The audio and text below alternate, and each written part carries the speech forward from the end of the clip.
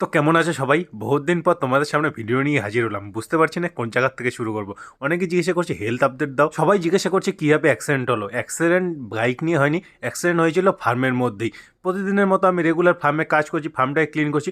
অনেক সময় বাচ্চাটা এদিক দিয়ে বেরিয়ে যায়, তো নতুন বাচ্চাগুলো, তো ওই জন্য গ্রিলটা খুলি না, গ্রিলের উপর দিয়ে যাওয়া আসা করি, তো ওই জন্য পা পিছলে ওখান থেকে পড়ে গেছি, পরে প্রাইভেট পার্টে ব্যথা পেয়েছি। এতটা ব্যথা পেয়েছি নিঃশ্বাস নিতে কষ্ট হচ্ছিল, নিঃশ্বাস নিতেই পারছিলাম না। তারপরে সেন্সলেস হয়ে নিচে পড়ে গেছি। নিচে পড়ে যাওয়ার পরেই যেন দম ফিরে পেলাম, 2-3 মিনিটের অন্তর হবেই। তারপরেই যখন জ্ঞান এলো, তারপরে মনে হচ্ছে জীবনের বাঁচা বেঁচে গেছি। আর নিচে পড়ে যাওয়ার জন্য বুকের মধ্যে চাপ পেয়েছে, আর তারপরেই দম ফিরে এলো। তারপরে তো জাগনা পেয়ে দেখি এরকম অবস্থা, তারপরে হসপিটালে গিয়ে সব কিছু ঠিকঠাক করে আনলাম।